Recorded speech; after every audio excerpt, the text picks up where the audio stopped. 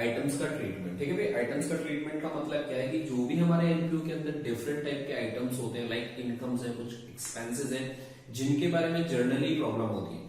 क्योंकि कुछ तो ऐसे होते हैं कि अगर हम कॉमर्स बैकग्राउंड से 11th में कुछ चीजें पढ़ी तो हमें पता होता है कि इनकम क्या एक्सपेंस क्या है, बट हम आज उन चीजों की बात करेंगे जो बेसिकली हम एनपीओ चैप्टर के अंदर बहुत सी नई चीजें पढ़ रहे हैं जिनके बारे में हमें पता नहीं है।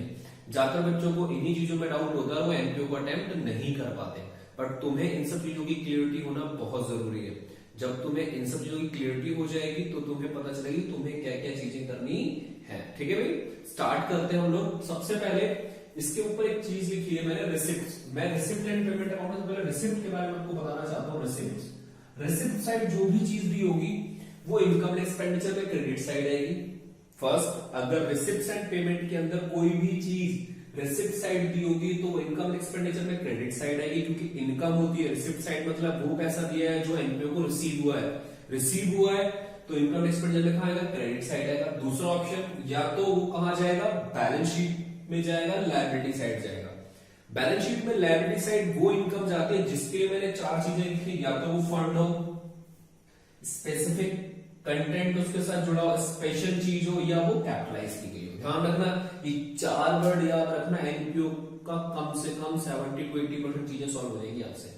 सबसे पहली बात, अगर रिसिप्ट साइड दे रखा है या तो इनकम एक्सपेंडिचर में क्रेडिट साइड आएगा, या तो बैलेंस शीट के अंदर लायबिलिटी साइड जाएगा। ठीक है भाई, या तो कहां जाएगा, बैलेंस शीट के अंदर liability side. Next, balance sheet के अंदर लायबिलिटी साइड वही चीज जाएगी, या तो वो फंड में आएगी, फंड होगा उसके साथ, या स्पेसिफिक चीज होगी कोई पर्टिकुलर, या स्पेशल इवेंट होगा, या वो चीज क्या की गई होगी, कैपिटलाइज की गई। हर किसी के एक एग्जांपल दूंगा आपको जब आइटम्स बताता जाऊंगा।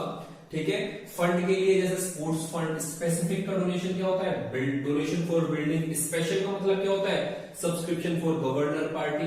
कैपिटलाइज का मतलब क्या होता है कि कुछ अमाउंट हमने रेवेन्यू मान रहे हो, कुछ को कैपिटल मान रहे, इसको बोलते हैं कैपिटलाइज करना। ठीक है भाई, तो ये पर्टिकुलर चीजें हम इनके बारे में एक करके बात करते हैं। पहला आइटम है हमारा सब्सक्रिप्शन।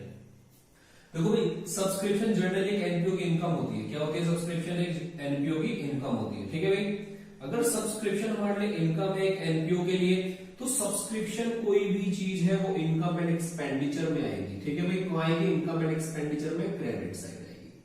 सबसे बेसिक ये चीज ये पढ़ना है कि जो सब्सक्रिप्शन है वो एनपीओ के लिए क्या होती है भाई, इनकम होती है। अगर इनकम है तो कहां पर आएगा वो, और ये रेवेन्यू नेचर की इनकम होती है। कौन सी इनकम होती है, रेवेन्यू नेचर की इनकम होती है, कहां आता है, इनकम एक्सपेंडिचर में क्रेडिट साइड आता है। नेक्स्ट पॉइंट, अगर यहां पर कभी कोई स्पेशल मिले, स्पेशल सब्सक्रिप्शन मिले, ध्यान रखना, एक्सट्रीम केस बता रहा हूं तुम लोगों को, ये तुम्हें याद रखना है।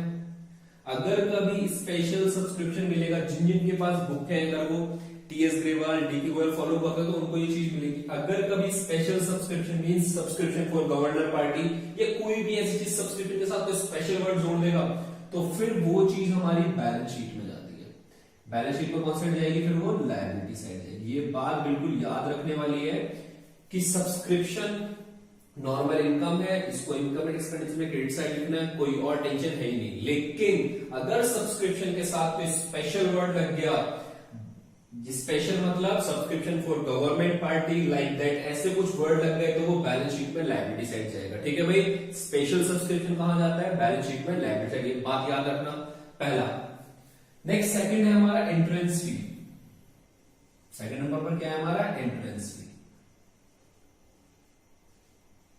अब देखो एंट्रेंस फी के बारे में क्या, एंट्रेंस फी को हम लोग एडमिशन फी भी बोलते हैं। एंट्रेंस फी को क्या बोलते हैं, एडमिशन फी भी बोलते हैं।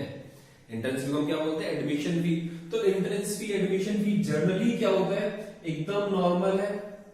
एक एनपीओ के लिए नॉर्मल इनकम होती है एंट्रेंस फी। कोई भी मेंबर जब भी एनपीओ के अंदर आता है तो उसको एंट्रेंस फी, एडमिशन फी देनी पड़ती है। वो उसके लिए नॉर्मल इनकम होती है, उसको हम कहां लिखते हैं, क्रेडिट साइड। और एक कौन से नेचर की होगी, रेवेन्यू नेचर की। जो भी इनकम एक्सपेंडिचर में चीज जा रही है वो रेवेन्यू नेचर की होगी। ठीक है, कंडीशन, कई बार क्या बोल देता है वो, एक कंडीशन लगा देता है। कंडीशन इन द सेंस कैसे, वो बोलता है कुछ पार्ट को तो वो रेवेन्यू मान रहा है, कुछ पार्ट को क्या मान रहा है भाई, वो रेवेन्यू मान रहा है, और कुछ को क्या रहा है, कैपिटलाइज ट्रीट कर रहा है।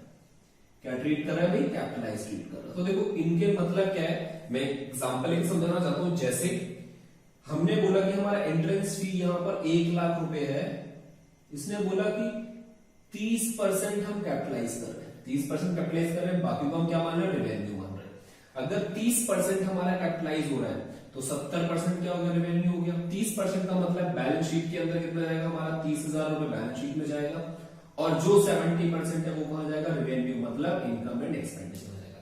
ये बात याद रखना, ऐसा एंट्रेंस फी के साथ ही बोला होता है कितना अमाउंट हमारा रेवेन्यू ट्रीट कर रहा है और कितना कैपिटलाइज, लेकिन अगर कैपिटलाइज का केस दिया होगा तभी, अदरवाइज नॉर्मल एंट्रेंस फी हमेशा इनकम एक्सपेंडिचर में क्रेडिट साइड आती है। अगेन रिपीट करो, ध्यान से सुनना इस बात को, बहुत इंपॉर्टेंट है। एंट्रेंस फी कोई इंफॉर्मेशन नहीं है तो इनकम एंड एक्सपेंडिचर में क्रेडिट साइड आएगी। अगर इफ गिवन है कि कुछ पार्ट उसका कैपिटलाइज किया जाएगा तो जो पार्ट कैपिटलाइज किया जा रहा है वही बैलेंस शीट में जाएगा। कैपिटलाइज वाला वर्ड कहां जाएगा, बैलेंस शीट में। देख लो अगेन ऊपर हमारा वर्ड कैपिटलाइज मैच कर रहा है, मतलब कहां जाएगा, बैलेंस शीट में, लायबिलिटी साइड। ये चीज आपको याद रखनी है, बैलेंस शीट में लायबिलिटी साइड। ठीक है भाई। थर्ड नंबर पर हमारा है डोनेशंस। ठीक है, अब डोनेशन की बात करें, थर्ड डोनेशन। देखो कि डोनेशन के बारे में क्या है, डोनेशंस के साथ भी दो चीजें अटैच हो रखी हैं। डोनेशन, ध्यान रखना, डोनेशन भी दो चीजों के लिए। पहला, अगर कोई पर्पस गिवन नहीं है तो उसको बोलते हैं जर्नल डोनेशन, यानी कि कुछ नहीं दे रखा बस डोनेशन दे रखा है, या लिख दे जर्नल डोनेशन, ध्यान रखना।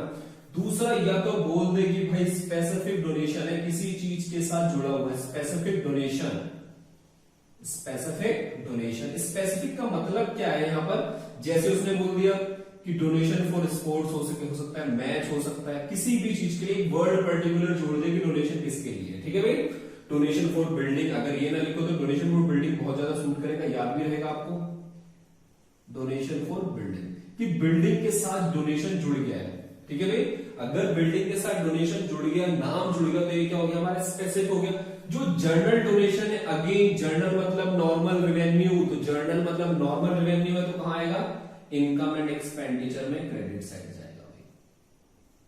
ध्यान रखना, अगर स्पेसिफिक वर्ड लग गया तो फिर से कहां जाएगा, ये बैलेंस शीट में। कौन सी साइड आएगा भाई, लायबिलिटी साइड।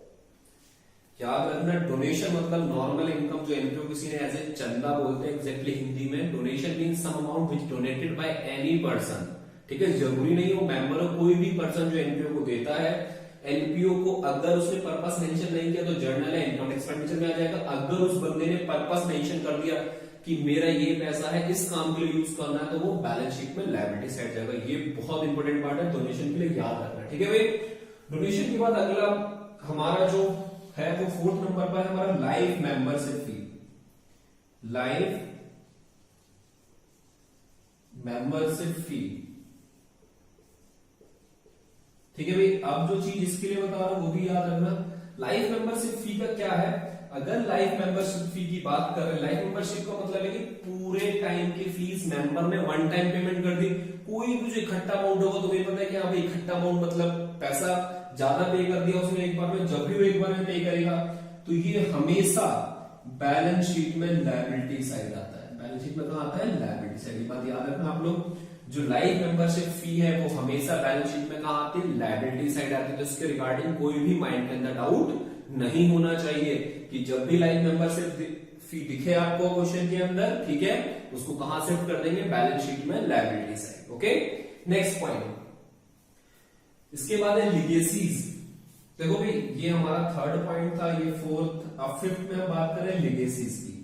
देखो लीगेसीज के अंदर एक चीज बहुत अच्छी है, कई लोग इसको डिफाइन नहीं कर पाते। लेगेसीज एक पर्सन अपनी लास्ट विल यानी कि अंतिम इच्छा के बेसिस पर बोलकर जाता है कि मेरे मरने के बाद मेरी प्रॉपर्टी, मेरा पैसा एनपीओ को दे देना। यानी कि लेगेसीज और डोनेशन में क्या डिफरेंस है, डोनेशन इंसान जिंदा रहता है तब देता है, बट लेगेसीज कब वो एनपीओ के नाम पर देता है, जब वो मर जाता है उसके बाद एनपीओ को मिलते। तो वो बोलकर जाता है कि मेरे मरने के बाद मेरा ये सारा पैसा किसको देना है, एनपीओ को। तो सारा पैसा एनपीओ को मिल रहा है, तो अगेन जो लीगेसी है वो हमारी फिर से कहां आएगी, बैलेंस शीट में, लायबिलिटी साइड। ध्यान रखना, जो चीजें मैं बोलता जा रहा हूं याद रखना, पर्टिकुलर वर्ड्स याद होंगे, तुम्हें पूरे एनपीओ के अंदर कोई डाउट नहीं होगा। ठीक है भाई। चलिए अगले पॉइंट की बात कर रहे हैं। सबसे पहले डोनेशन बता दिया मैंने, journal specific, next life membership fee, next है हमारा लीगेसी।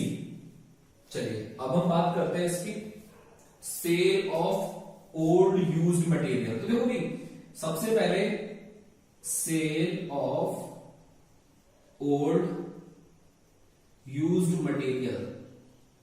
अगर हम कोई भी कबाड़े की चीज बेचते हैं, इसमें न्यूज़पेपर लिख लो, मैगजीन्स भी हो सकता है, ठीक है। तो ये ध्यान रखना, ये जो भी चीजें होती है नॉर्मल सेल है हमारी, इसका मतलब है इनकम एंड एक्सपेंडिचर में आएगा, ये नॉर्मल इनकम ट्रीट की जाती है। ध्यान रखना, कोई भी स्पोर्ट्स मटेरियल हमने जो सोल्ड करा है या कोई भी न्यूज़पेपर बेचा, ये हमारे लिए क्या होती है, नॉर्मल इनकम। तो यहाँ कंफ्यूज मत होना, क्योंकि sale of old use material दे रखा है, ठीक है, और न्यूज़पेपर, इसका मतलब है कि ये हमारी नॉर्मल इनकम है, इसीलिए हम इसको कहां लिखेंगे, इनकम एंड एक्सपेंडिचर में क्रेडिट साइड। नेक्स्ट पॉइंट, अगले सेल ऑफ एसेट्स, अगला क्या हमारा, सेल ऑफ एसेट्स। ध्यान रखना, अब जो सेल ऑफ एसेट्स की मैं बात कर रहा हूं, ये पॉइंट तुम्हारे लिए बहुत इंपॉर्टेंट है, सेल ऑफ एसेट्स।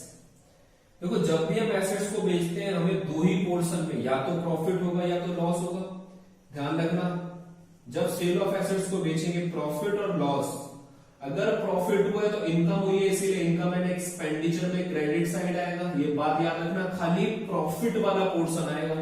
एग्जांपल के थ्रू भी बताऊंगा मैं अभी। ऐसे ही जब लॉस होगा तो खाली लॉस वाला पोर्शन आएगा इनकम एंड एक्सपेंडिचर में, कहां आएगा, डेबिट साइड आएगा। ध्यान रखना कि प्रॉफिट वाला पोर्शन और लॉस वाला पोर्शन कैसे, मान लो चलो कोई भी एसेट्स 30,000 का है, बुक वैल्यू कितनी है इसकी, 30,000। पहले वाले केस में मैंने वो 35,000 का बेच दिया, कितने का प्रॉफिट हुआ भाई, 5,000 का, तो यहाँ कितना आएगा, 5,000 रुपए। लेकिन नेक्स्ट केस के अंदर ये 30,000 की चीज हमने 28,000 की बेच दी, तो कितने का लॉस हुआ भाई, 2,000 रुपए का, कितना आएगा, 2,000 रुपए। ध्यान रखना, जो एसेट्स को बेचने पर जो उस पर प्रॉफिट और लॉस होता है वही इनकम एंड एक्सपेंडिचर में जाता है, बाकी सेल ऑफ एसेट्स का अमाउंट नहीं जाता है। ध्यान रखना, उस पर होने वाला प्रॉफिट और लॉस वही इनकम एंड एक्सपेंडिचर में जाता है, कभी भी सेल ऑफ एसेट्स का अमाउंट इनकम एंड एक्सपेंडिचर में नहीं जाता है, ठीक है भाई। अगला पॉइंट, पॉइंट नंबर 8, 7 हो गया ना हमारा, ये 6, 7, 8 की बात करते हैं। देखो भाई, 8 के अंदर क्या दे रखा है, म्युनिसिपल ग्रांट। म्युनिसिपल ग्रांट एक नॉर्मल रेवेन्यू इनकम होती है जो इनकम एक्सपेंडिचर में आती है। अगर हम बात करें म्युनिसिपल ग्रांट की, तो देखेंगे म्युनिसिपल जो ग्रांट होती है, ठीक है भाई, जो म्युनिसिपल ग्रांट है ये एक नॉर्मल इनकम है। एनपीओ को जनरली इनकम होती रहती है, गवर्नमेंट भी इनको कुछ ना कुछ ऑफ देती है टैक्सेस में, तो ये म्युनिसिपल ग्रांट एक तरह से है। इसको भी जनरली क्या है, हमेशा ज्यादातर इनकम एंड एक्सपेंडिचर में कौन साइड आएगा, क्रेडिट साइड आएगा। तो ये आप ध्यान रखेंगे, म्युनिसिपल ग्रांट। मैंने यहाँ पर वही चीजें डिस्कस की है जो थोड़ी सी डिफरेंट है, जिनके बारे में माइंड के अंदर डाउट होता है।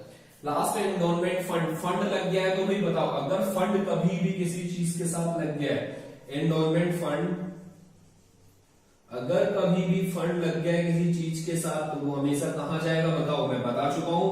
इसका मतलब है बैलेंस शीट में लायबिलिटी साइड वो चीज आएगी।